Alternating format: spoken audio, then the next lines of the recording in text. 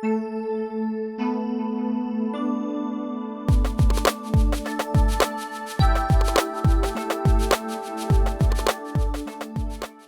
I thought I'd do a little video about Pippin.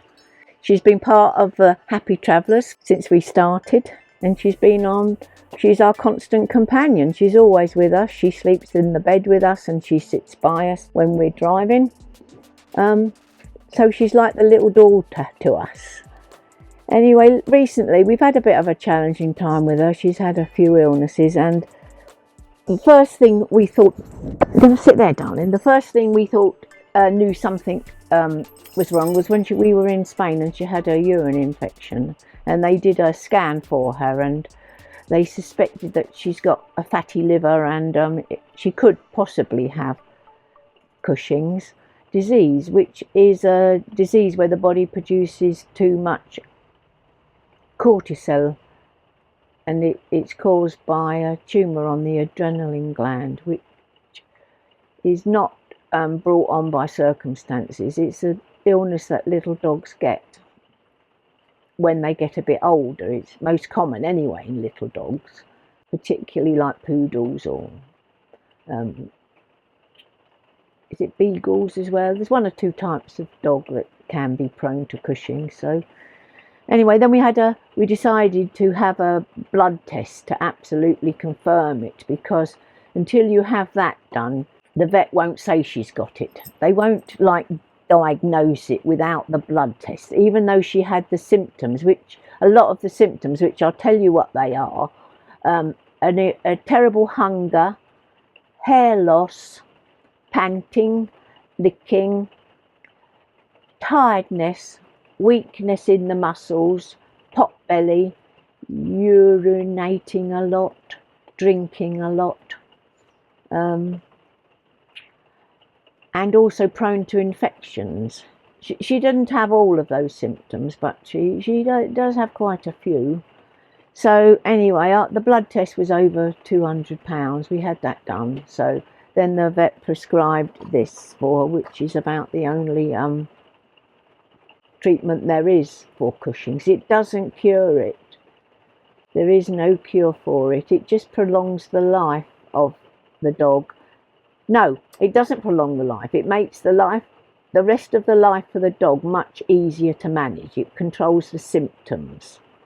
Usually they live for 2 to 3 years with Cushing's disease. But, could be more, could be less. So she's on this one.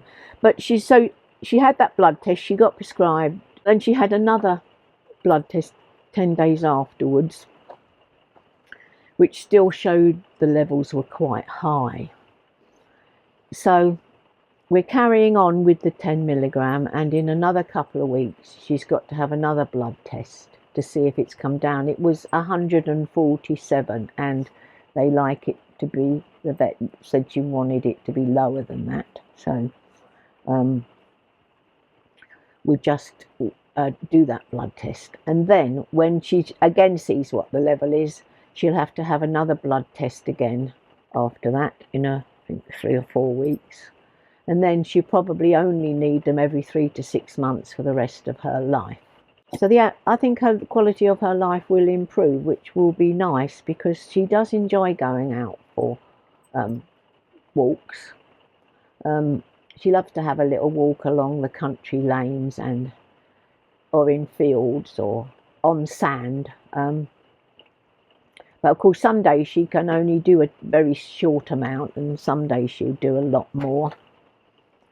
But apart from that medicine, she's also on 4 other medications to help with the symptoms.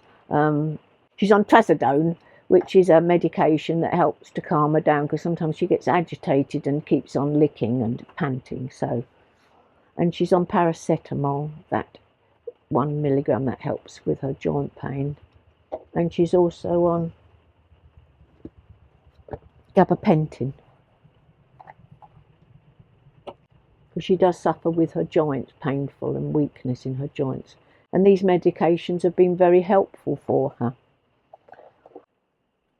Another thing with Cushing's disease is they're prone to getting infections, and she's been suffering for quite a long time with her eyes.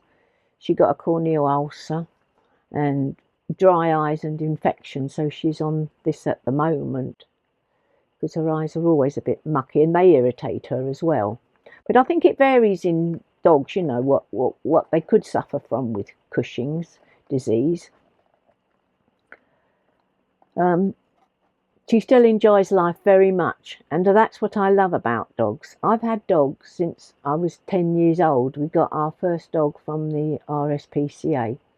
She was a black mix and she was called Sheba, and we've had dogs ever since then.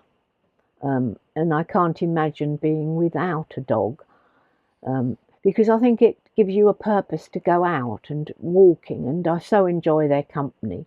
And Steve and I have loved Pippin so much. She's our constant companion, and everything we do, she's always with us. So I have had cats as well, though. When the children were little, we used to have 6 cats. So I do love cats, but I think it's more difficult if you're in a van with a cat. Because when I was at school, I always wanted to be a vet. That was my ideal job. But then, you know, they face reality, really. I had an interview with the careers teacher, and she said, "Oh, you won't get the exams you need to be a vet. You might be able to be a veterinary nurse." That's what they were like in the 60s. So I always say I never became a vet or an animal nurse, but I've always loved animals. So that's a little backstory. And we've had the biggest dog we've ever owned is a Great Dane. I think she's the biggest dog you can get. Poppy, her name was. She was a golden one, and I used to show her sometimes. I don't know why I did that, but I just sort of fell into dog showing. I think because a friend of mine did it. She had an Afghan hound, and we used to enjoy doing that for a little while. I don't really like it now. Looking back, it's not something I think I would ever want to do now, or particularly admire people that do it. But I still do like to look at crufts, I have to say. So that's about all now. I'm going to say goodbye, Pips, aren't we? So that's all the information, and really just a little chat about Pippin. Tell me about your dogs. I love to hear about dogs. And when I watch videos, I love to see people's dogs. I very much like to see Chance with Steve and Lorna in Wandering by Choice. And I like Peanut when I watch Motorhome Beasts. And then I also like to see Bob Earnshaw's dog as well.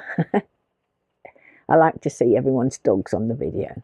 So anyway, that's about all for now. So thank you very much for watching. Bye-bye from me and Pippin.